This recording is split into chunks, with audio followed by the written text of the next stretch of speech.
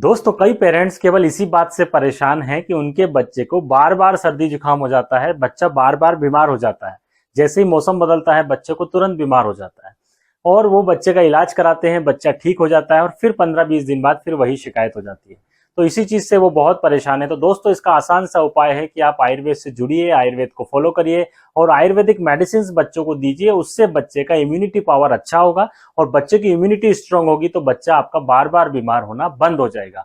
केवल आयुर्वेद ही इसका एकमात्र सॉल्यूशन है जो आपके बच्चे की इस प्रॉब्लम को पूरी तरह से खत्म कर सकता है।